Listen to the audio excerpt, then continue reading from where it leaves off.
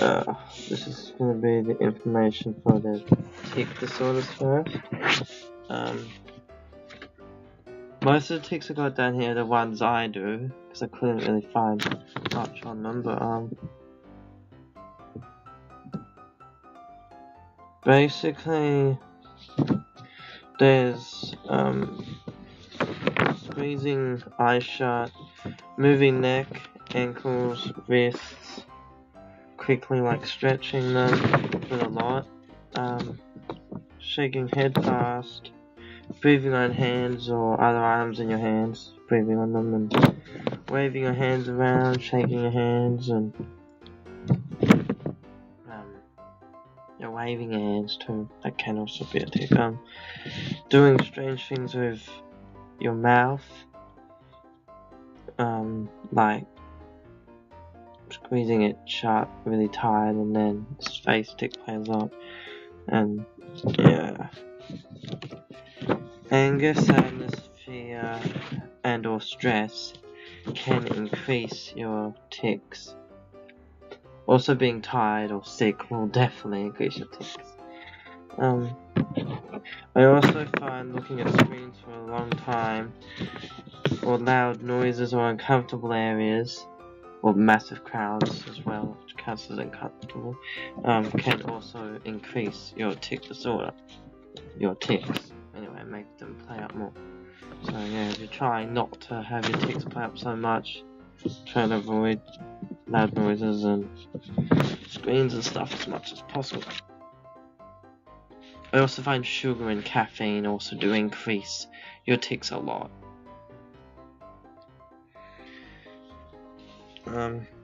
Yeah. Now on the PDD. PDD stands for Pervasive Developmental Disorder, which include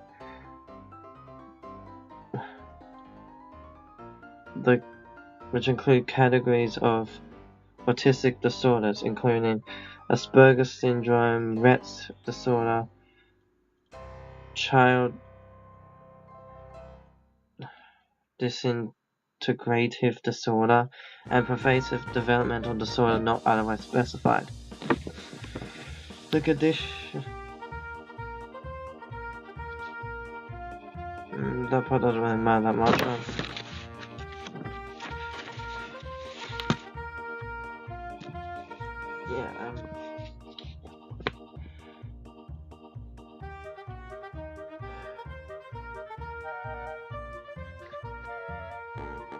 There's no actual cure for PDD or tics.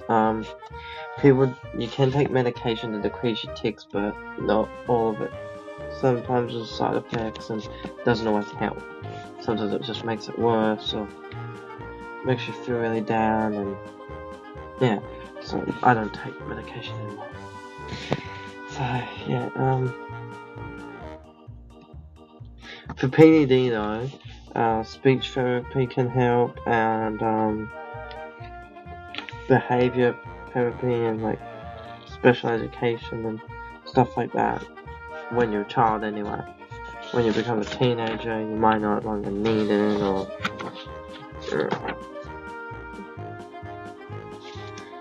okay, I've got a list here of symptoms of PDD, so I'll read that off in a sec.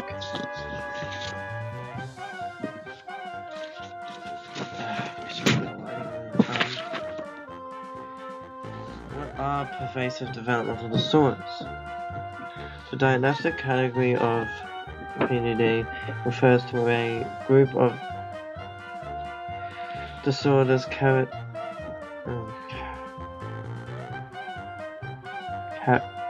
characterized by delays in developmental or socialization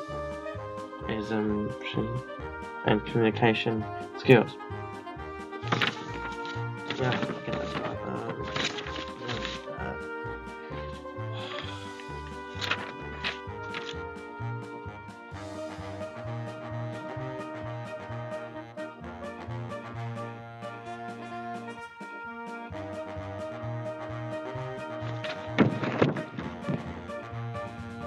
What are the causes of pervasive developmental disorder? The cause of PDD is not known, but researchers are looking for answers. Some studies suggest that PDDs are caused by a problem with the nerve system, brain, and spinal cord. Studies currently in progress are examining structure and function of the brain with people with autism for clues that might help us better understand these conditions as well as how to treat and/or prevent them. How common are pervasive developmental disorders? It is estimated that PDDs occur in about 5 to 15 children per 100 or 10.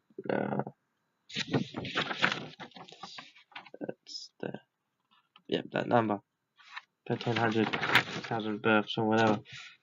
And it says, in general, PDDs are more common in boys than girls, with the exception of Rett syndrome, which occurs almost always, in girls.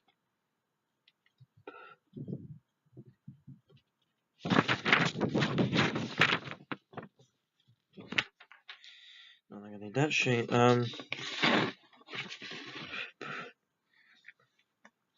Looks like I'm gonna read off the side effects now. The symptoms, I mean, not the side effects.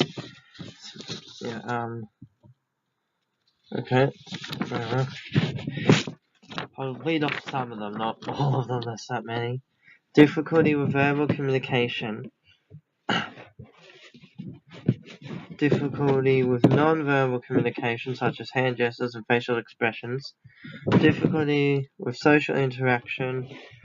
Unusual ways of playing with toys and other objects. Difficulty understanding change in routine or familiar surroundings.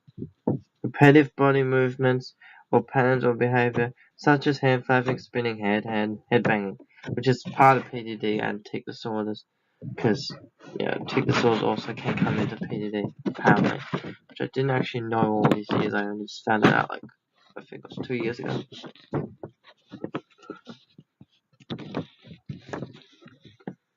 Changing response to sound. The child may be very sensitive to some noises and seem to not hear others. Yeah, that's true.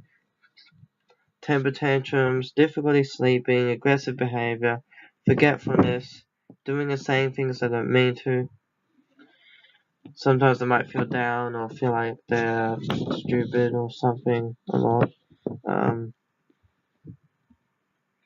Having a hard time being happy and smiling. Feeling fearfulness or anorexia, nervousness. Standing too close to people when they are talking to, who they are talking to. Speaking with a flat-sounded voice. Inability to control how loudly or softly they talk. Sticking with with one topic of a conversation for an extensive amount of time. Talking a lot about something they really like rather than having back and forth conversations with someone. Speaking well and knowing a lot of words but having a hard time listening to what other people have to say. Not making eye contact and wanting to be alone. Not interacting with others the way most people do. Trouble understanding other people's feelings or talking about their own feelings. Not wanting to be held, cuddled, or only cuddling when they want to. Not noticing when other people try to talk to them. Being very interested in people but not knowing how to talk to them, play, or relate to them.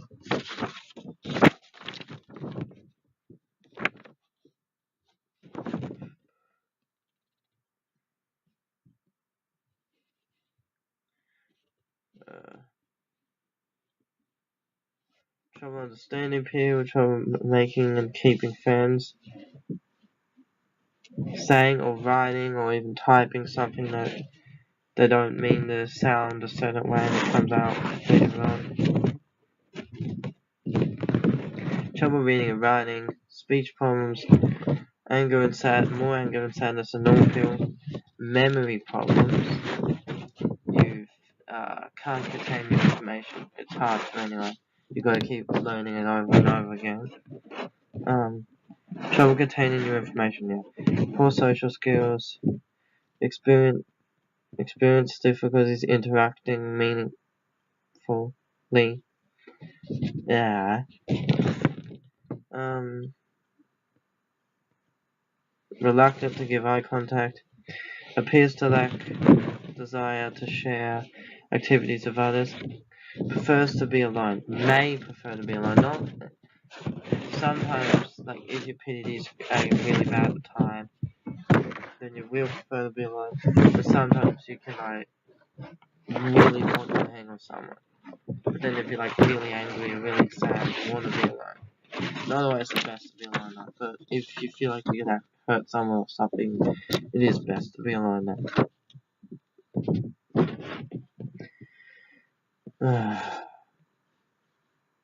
Lacks an understanding of issues from other person's point of view. Difficulty understanding. No self-esteem. Has poor has a poor imagination. I have a very good imagination, but sometimes it can really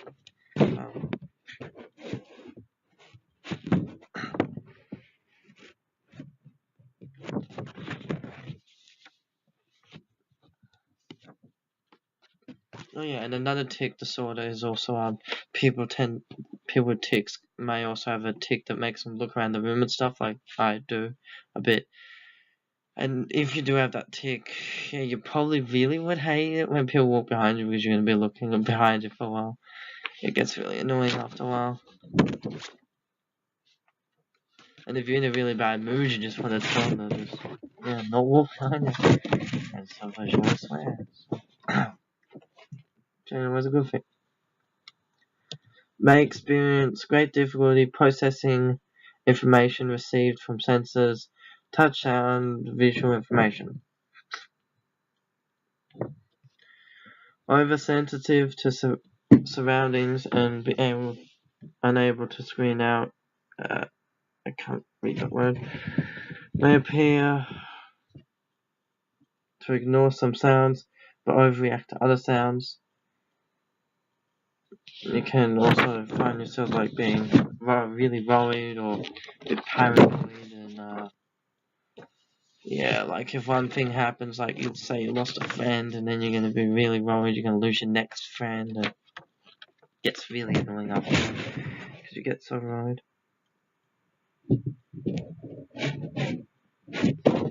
Has a lot of difficulty with change, although after a while you can have a lot of difficulty with change with PDD, but after a while you can get used to it. You just gotta dig down deep and just push for it.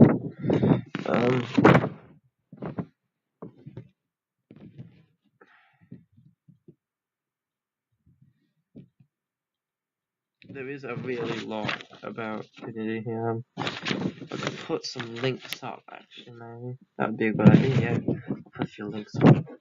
Maybe. How many, don't anymore. Okay, what have we got here? For social skills, reluctance to give eye contact, has been learned. May want to make friends but doesn't know how. Wow, same information already been out.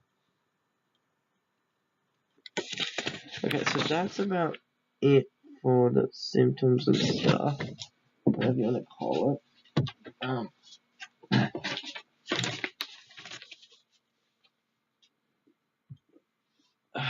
Basically, it does get better after a while. I mean, while people with PDD are kids, they're going to need a lot of help. But once they start to grow up a bit and you start to get an idea for things, like watch a lot of movies or something, and like normal movies, not some horror show or whatever,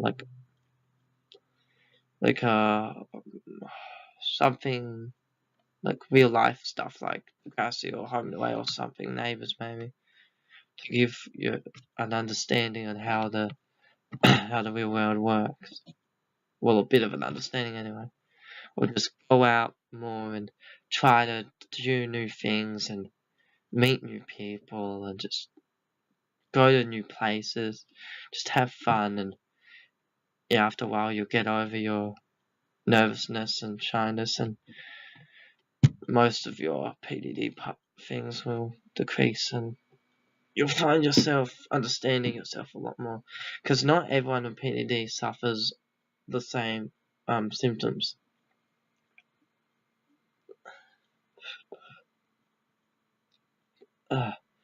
So yeah, some people don't, yeah, can understand verbal communication, when some people with PDD can't, and some people with PDD aren't sad and angry, but some people with PDD are.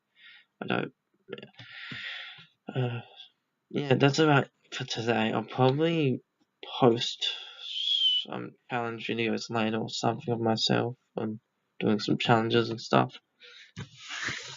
Just Google some challenge ideas or something, or dare ideas, and yeah, want to do some funny videos and probably, yeah. So if you like this video and found it informational, please hit like or subscribe or comment or whatever. And yeah, thanks for watching.